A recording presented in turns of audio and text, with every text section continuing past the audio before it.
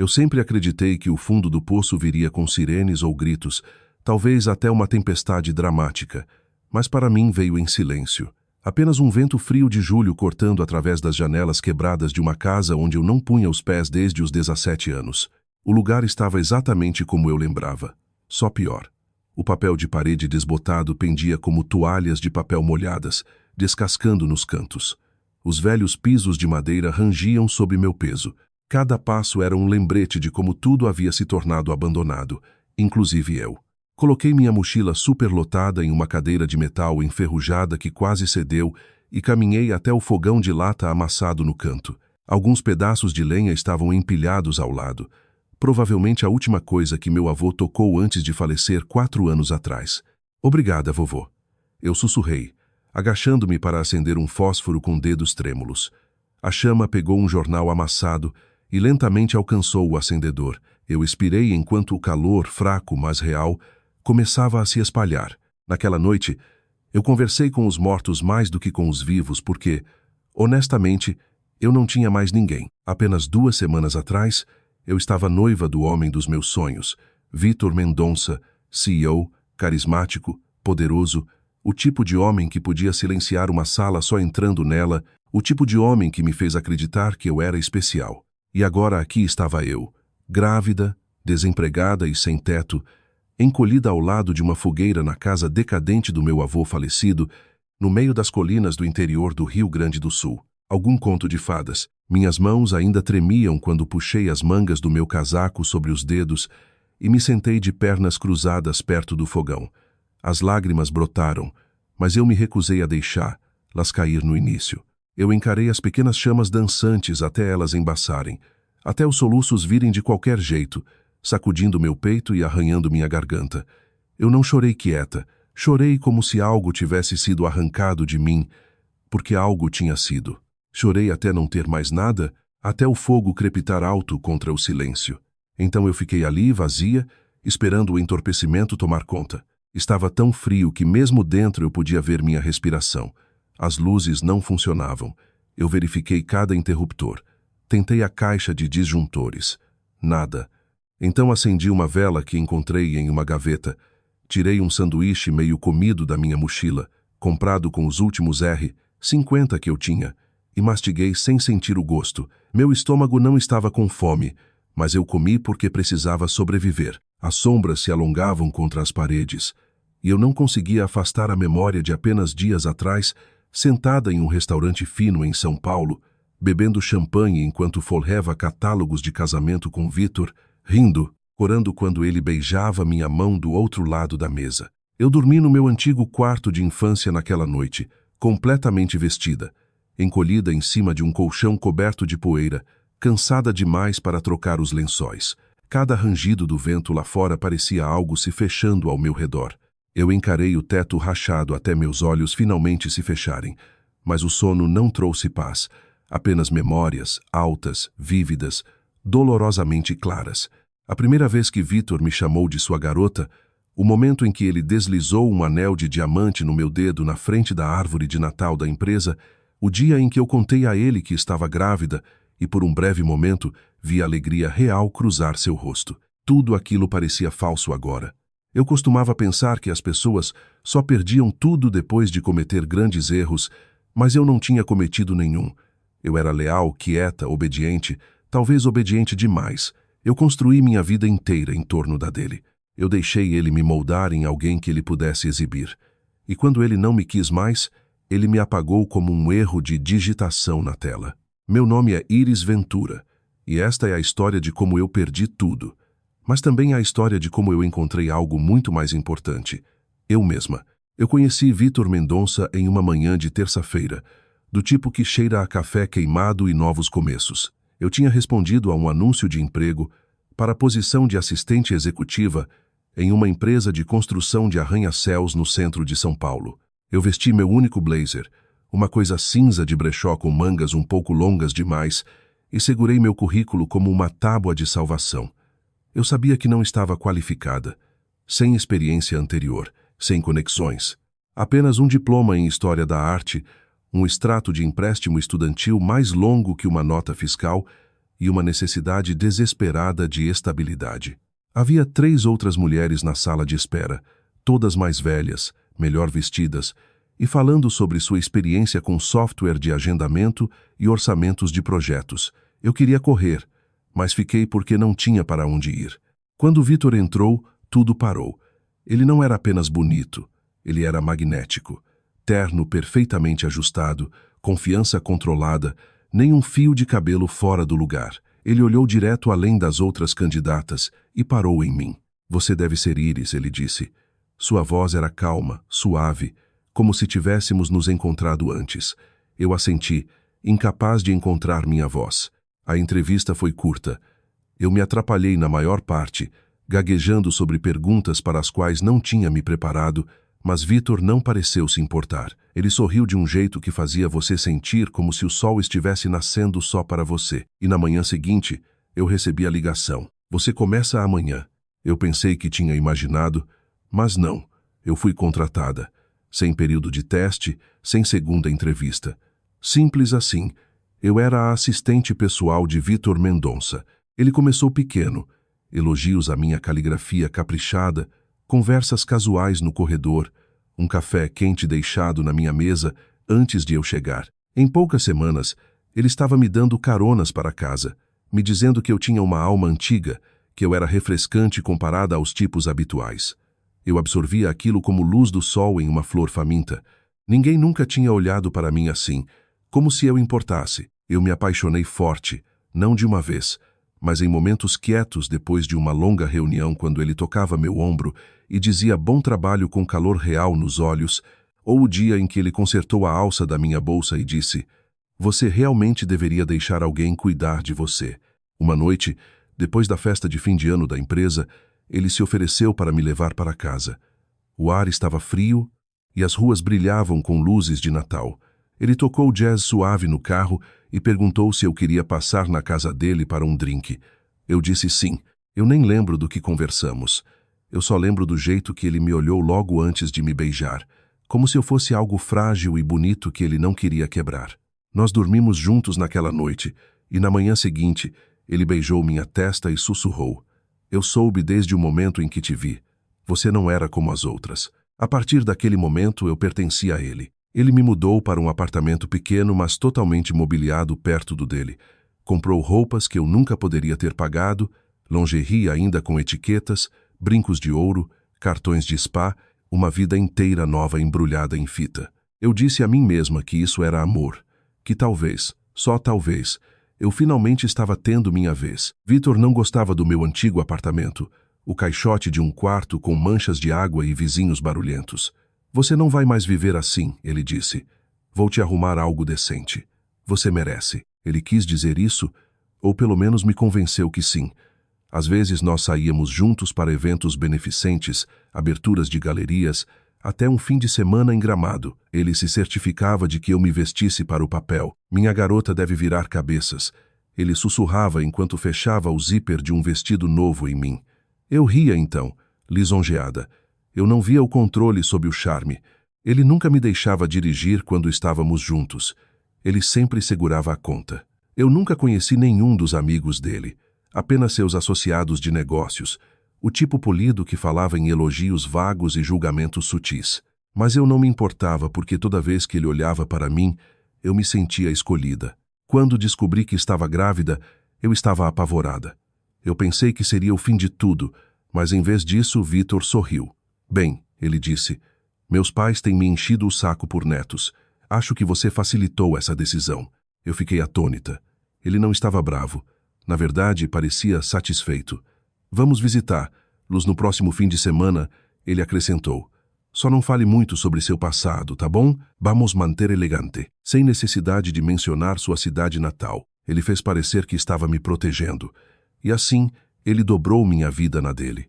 Eu não sabia na época, mas o anel que ele colocou no meu dedo semanas depois não era uma promessa. Era um aviso que eu não ouvi. Aconteceu apenas uma semana antes do casamento. Num momento eu estava descalça na cozinha, torrando um pão e cantarolando alguma música no rádio. No seguinte, Vitor irrompia pela porta da frente, batendo-a atrás de si como um furacão em um terno de 3 peças. Ele não disse olá, não olhou para mim, apenas marchou pelo apartamento com punhos cerrados e raiva irradiando dele como calor. Eu fiquei congelada perto do balcão. Vitor, o que há de errado? Ele se virou lentamente. Seus olhos, antes quentes e familiares, agora eram gelo. Não, ele retrucou. Não finja que não sabe. Eu pisquei. Saber o quê? Seu rosto se contorceu em algo desconhecido, algo cruel. Você acha que sou estúpido? Que eu não descobriria?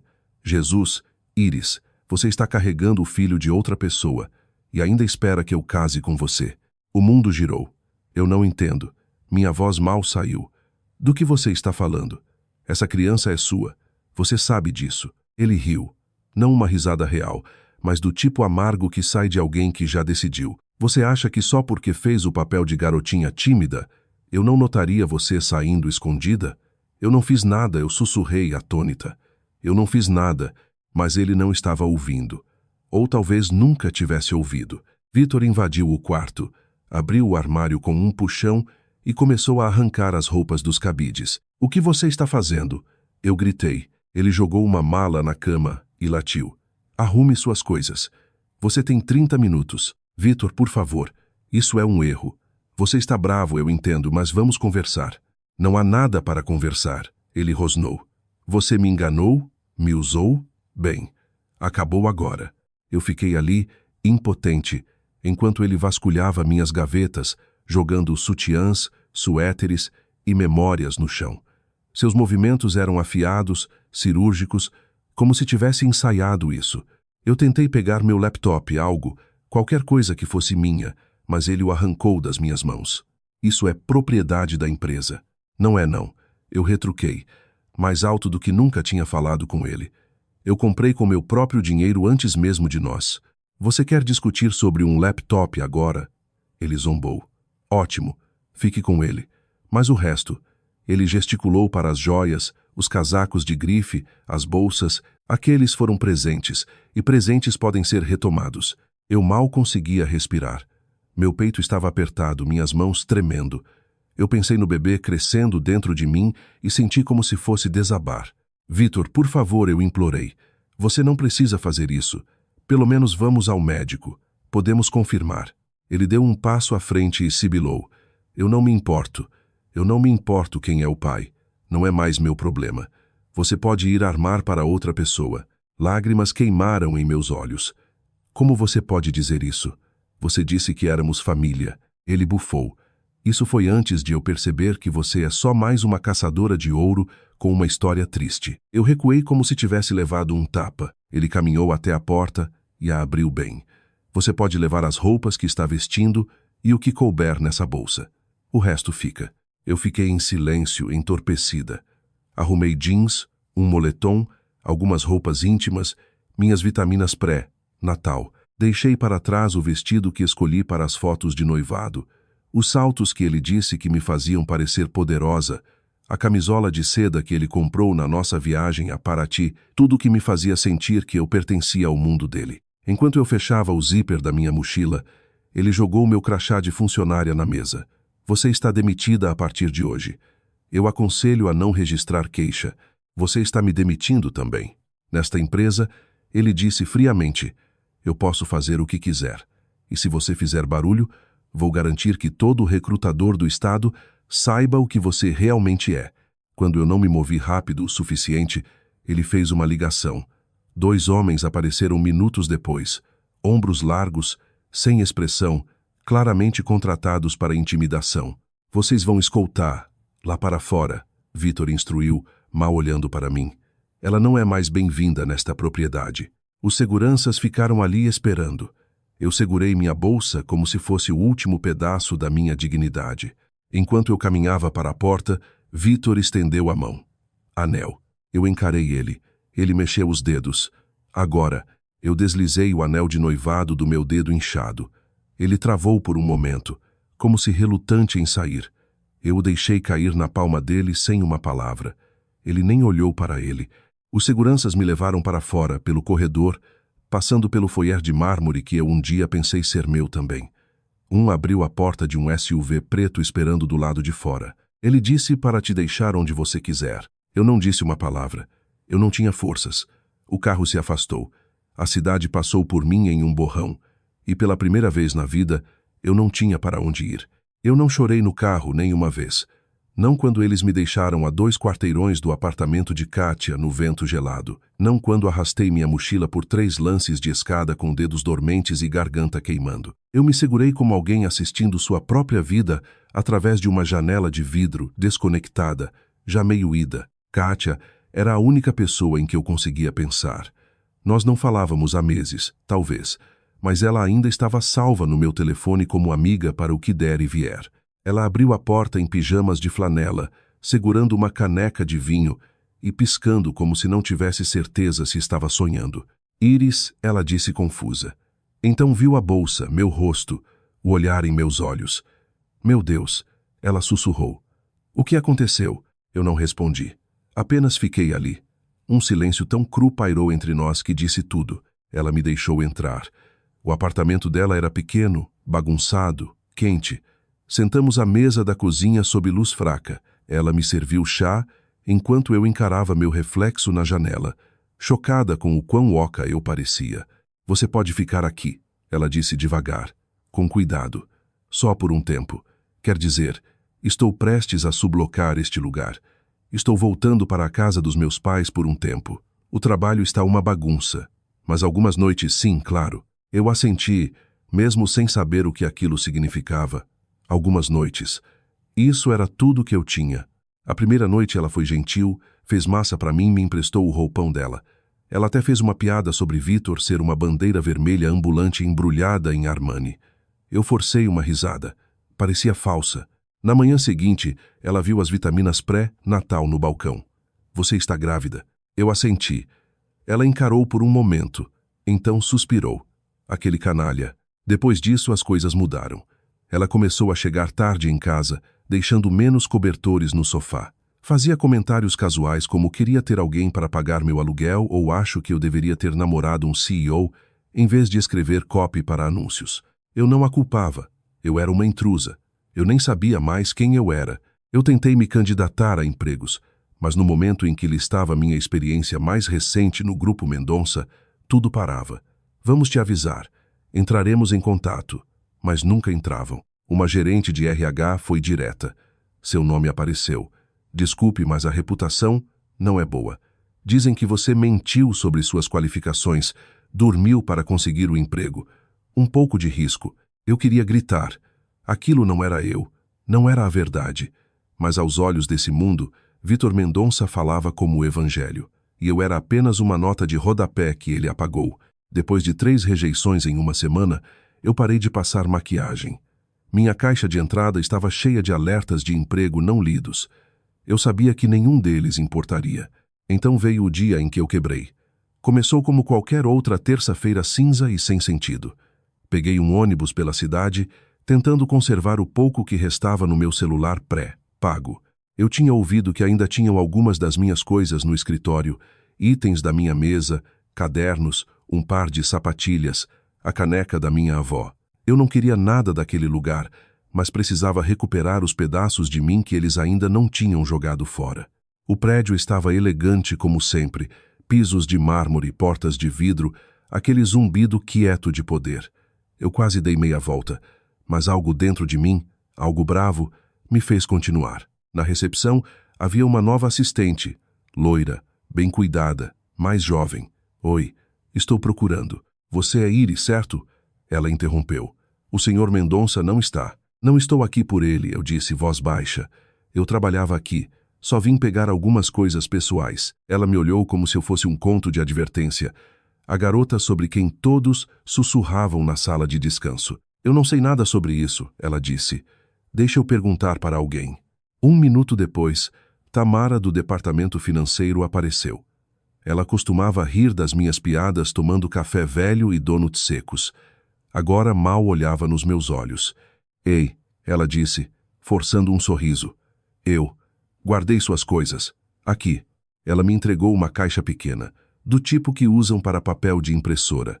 Era patética, tardia. Obrigada, eu sussurrei. Aquilo deveria ter sido o fim. Eu deveria ter ido embora. Mas bem naquele momento, Vitor entrou. Ele congelou quando me viu. Eu vi algo cruzar seu rosto, não culpa, nem surpresa, só irritação. Ele se virou e caminhou direto para o escritório, fechando a porta atrás de si. Eu fiquei ali por um instante, depois outro. Então caminhei atrás dele. Vitor, eu disse, batendo uma vez. Abra a porta. Silêncio. Vitor, eu gritei. Você não pode fazer isso. Você não pode destruir minha vida e se esconder atrás da sua porta. A nova assistente arfou. Tamara recuou. Eu comecei a bater. Seu covarde. Abra. Diga na minha cara. Ainda nada. Segurança foi chamada. Ou talvez não. Eu honestamente não sei. Eu continuei gritando, chorando, berrando coisas que não lembraria depois. Eventualmente, alguém agarrou meu braço. Depois outro. Você precisa sair, senhorita, alguém disse. Mas eu não parei até eles me arrastarem para fora, chutando, soluçando, segurando aquela caixa de papelão estúpida, como se contivesse o resto da minha dignidade. Do lado de fora, o vento bateu forte. Meu cabelo grudou nas bochechas. Meus joelhos rasparam na calçada quando tropecei. Eu sentei ali por um minuto, tremendo, e então me levantei, porque o que mais eu deveria fazer? Quando Kátia finalmente me pediu para sair, ela não disse com crueldade, só exaustão quieta. Ela ficou perto da porta, braços cruzados. Iris, eu não consigo mais fazer isso. Desculpe, isso foi tudo. Sem explicações. Sem briga. Eu apenas assenti e fechei o zíper da minha bolsa. Não perguntei para onde ela queria que eu fosse. Ela não ofereceu ideias. A porta clicou atrás de mim como uma sentença sendo finalizada. Eu passei uma noite em um restaurante 24 horas, tomando café preto e fingindo rolar meu celular para a garçonete não fazer perguntas. Outra noite encolhida no fundo de um terminal de ônibus, meu casaco enrolado na barriga, rezando para o segurança não notar que eu não tinha comprado passagem. Naquela manhã, abri o app de clima e vi a previsão. Neve, vento forte, possíveis quedas de energia.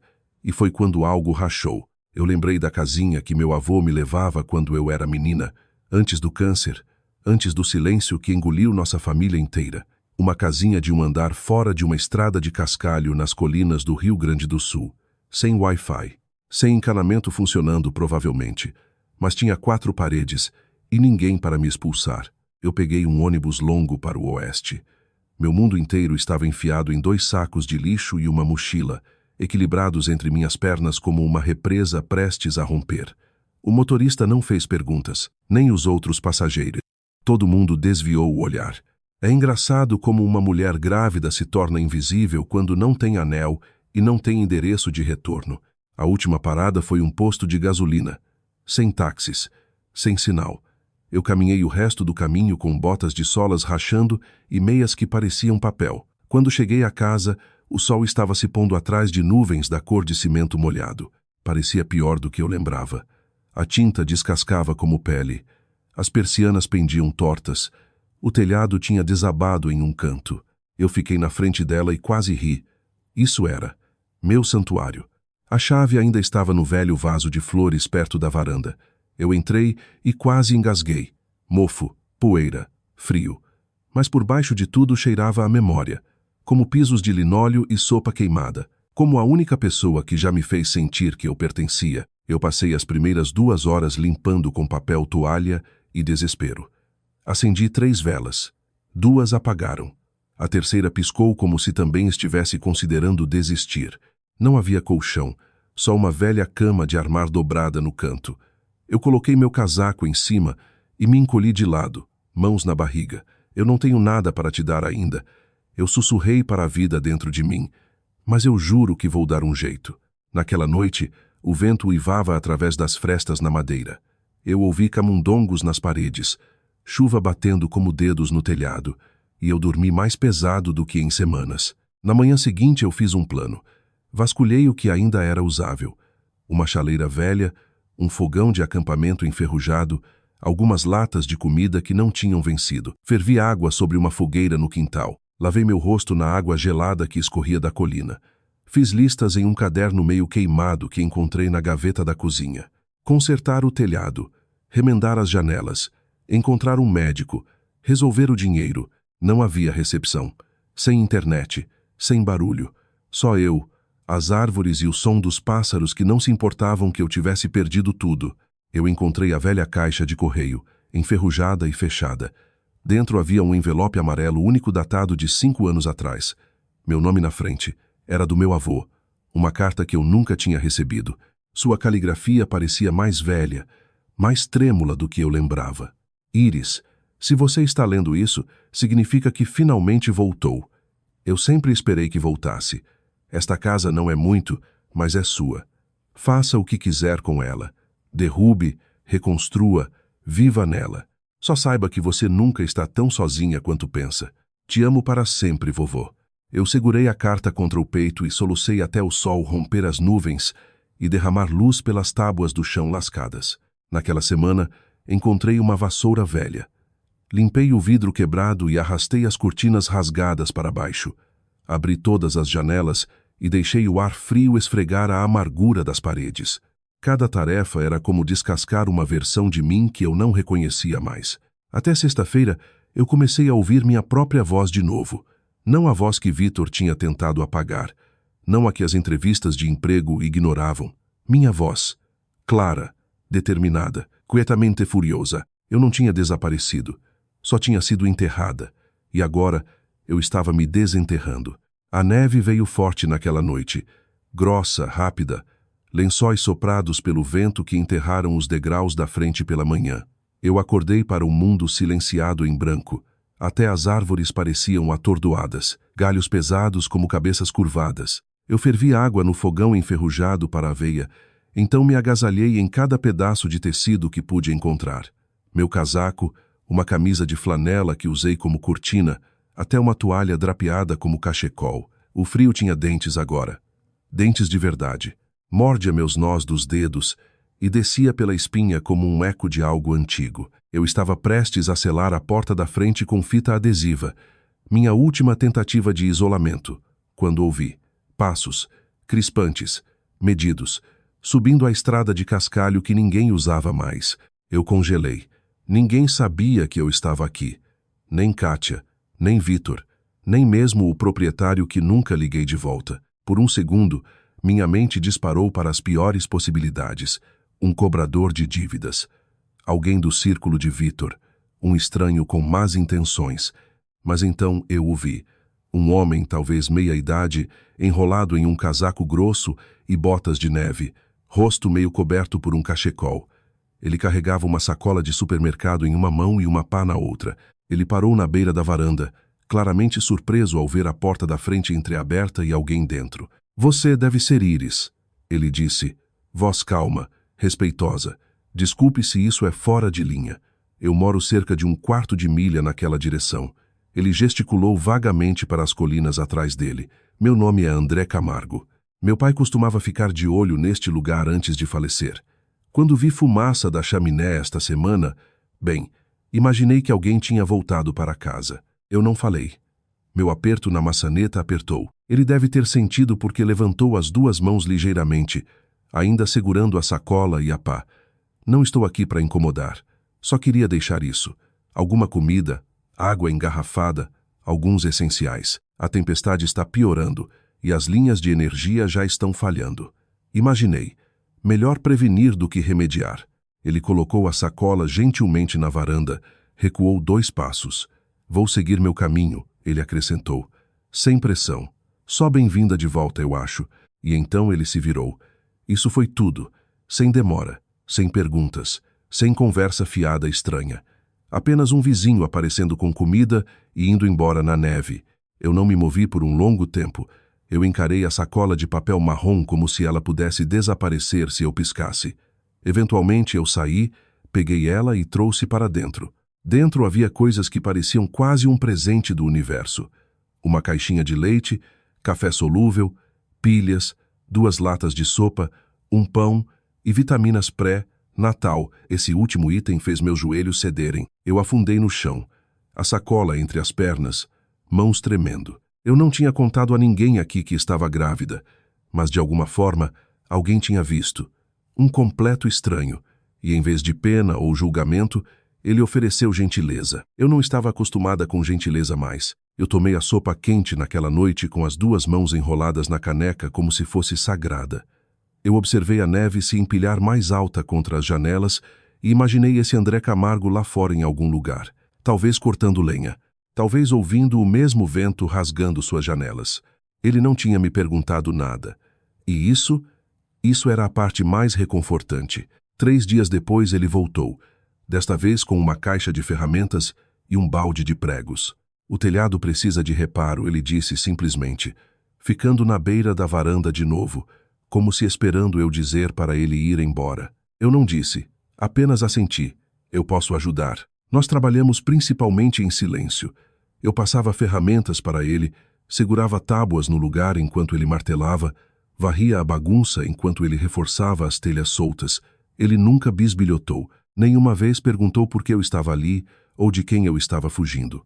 Ou que tipo de mulher acaba grávida e sozinha em uma casa meio desabada durante um inverno gaúcho. Em vez disso, ele só apareceu.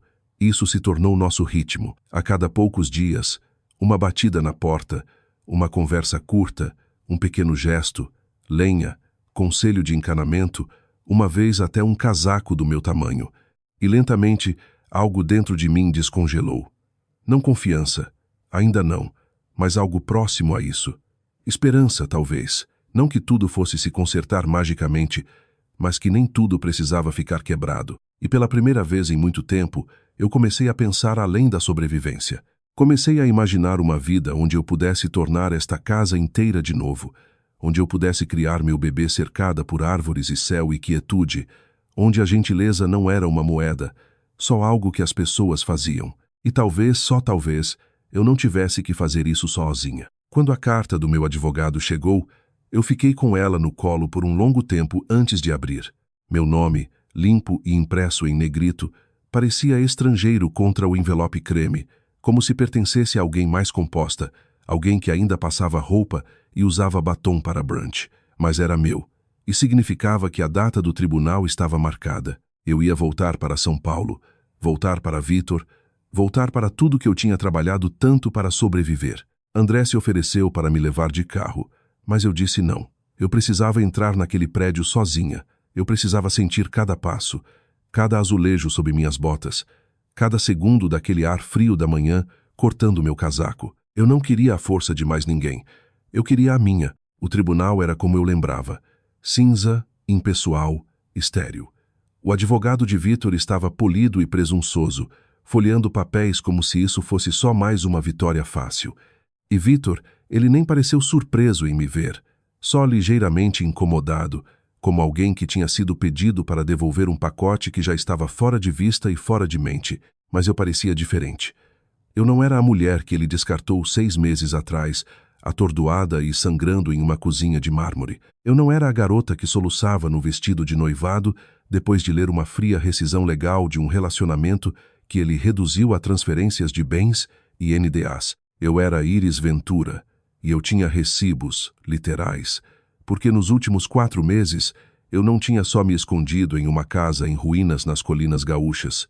Eu tinha documentado cada alegação falsa em suas declarações financeiras, cada assinatura forjada na emenda do pré-nupcial que ele arquivou enquanto eu estava no hospital, cada despesa da empresa mal classificada para manter bens fora do divórcio, e a grande, uma transferência de R$ 750 mil para uma conta offshore, criada 3 dias antes de ele me servir os papéis, em nome de outra pessoa, um nome que eu reconhecia, sua nova namorada. Quando entreguei aqueles documentos ao meu advogado, eu vi Vitor vacilar pela primeira vez. Foi sutil, só um tremor no canto da boca, mas eu vi. Seu advogado se agitou, pediu recesso. Negado. Eu sentei com as costas retas e mãos dobradas. Não sorri, não chorei, nem pisquei, porque esse era o momento para o qual eu tinha me reconstruído. A juíza, uma mulher de meia idade com olhos afiados e zero tolerância para teatro, deu uma olhada na linha do tempo e disse as palavras que eu esperava ouvir. Essas discrepâncias indicam uma tentativa de ocultar bens conjugais. O tribunal encontra causa suficiente para congelar as contas do réu pendente investigação adicional. A mandíbula de Vitor apertou. Seus olhos, sempre tão confiantes, se voltaram para os meus por um segundo. Eu segurei seu olhar, não com ódio, com finalidade. Vitor não falou depois da audiência.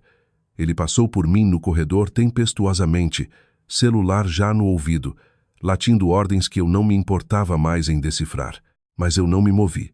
Fiquei ali no corredor frio de mármore, respirando firme, palmas abertas, peito leve. Não era mais sobre vingança, era sobre justiça, sobre garantir que aquela criança crescendo dentro de mim nunca tivesse que se perguntar se sua mãe tinha lutado por ela. E eu lutei, com tudo que me restava. Mais tarde naquela semana, o banco confirmou o congelamento da conta. Minha porção do patrimônio conjugal que Vitor tinha tentado me roubar seria devolvida. Não de uma vez, não facilmente, mas estava vindo. E com ela veio algo mais valioso: encerramento. Eu não queria o dinheiro dele. Eu queria que a verdade fosse vista, e pela primeira vez tinha sido. Eu voltei para as colinas do Rio Grande do Sul sob um céu cinza e neve leve. André me encontrou no meio do caminho da entrada, pá na mão, olhos buscando os meus, sem perguntar nada. Pelo visto você ganhou, ele disse, sorrindo só o suficiente para enrugar os cantos dos olhos. Eu ganhei, eu disse suavemente, mas não parece uma vitória. Ele assentiu, então gesticulou para a varanda. Tudo bem. Às vezes só precisa parecer um recomeço limpo. Eu olhei para a casa atrás dele.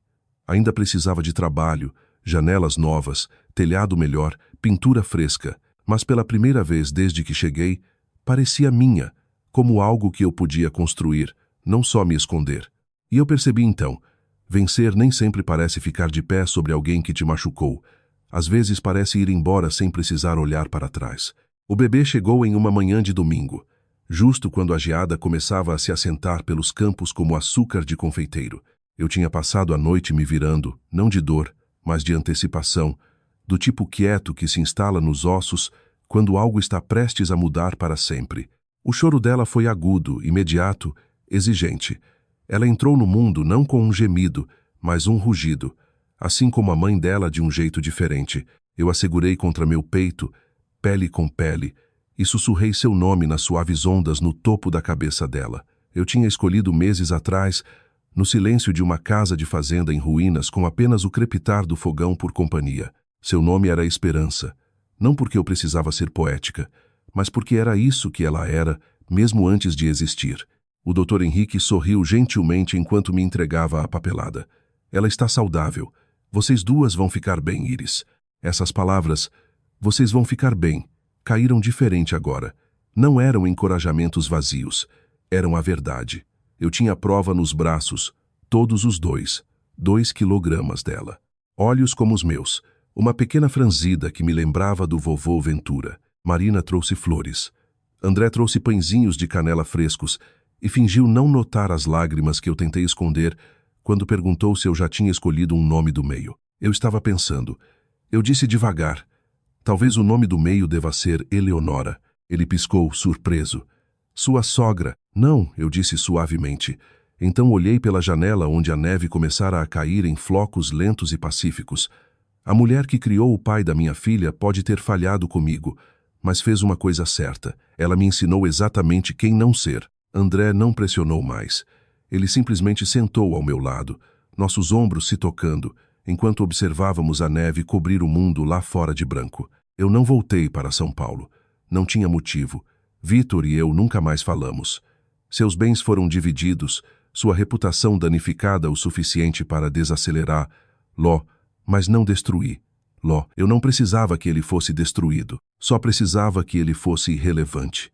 E ele era. Em vez disso, fiquei nas colinas do Rio Grande do Sul. Plantei um jardim. Lixei o balanço da varanda. Pintei o quarto do bebê em tons quentes e pendurei pequenas estrelas brancas no teto. Cada prego que martelava, cada livro que empilhava na prateleira, cada canção de ninar que cantarolava para mim mesma, enquanto dobrava macacõezinhos, tudo isso me costurou de volta de maneiras que eu não achava possíveis. Algumas semanas depois que Esperança nasceu, eu acordei antes do nascer do sol e saí em chinelos, monitor do bebê na mão. O ar mordia minha pele, mas eu não me importava. Fiquei na beira da varanda, respiração subindo em nuvens, e olhei pelas colinas. Tudo estava parado, quieto, sagrado. Foi quando notei. No corrimão da varanda, escrito em delicada geada, Estava o nome dela, Esperança. Eu não tinha feito, nem André, nem Marina, nem ninguém que eu conhecia. Estava só ali, como se o universo estivesse dizendo: sim, isso está certo, isso é seu. Não estou dizendo que a vida ficou perfeita. Havia noites em que eu chorava de exaustão, dias em que o telhado ainda vazava, semanas em que eu questionava se era forte o suficiente para criar uma criança sozinha. Mas eu nunca estive verdadeiramente sozinha de novo. Os dedinhos de Esperança se enrolavam nos meus toda manhã. O riso dela enchia as rachaduras no meu espírito. A presença dela fazia minha dor parecer um eco distante. Eu costumava pensar que a pior coisa do mundo era estar quebrada, mas descobri que a pior coisa é acreditar que você nunca mais vai estar inteira de novo, porque você vai. Talvez não do jeito que esperava, talvez não com as pessoas com quem começou, mas com o tempo e com a verdade, você reconstrói. Eu reconstruí.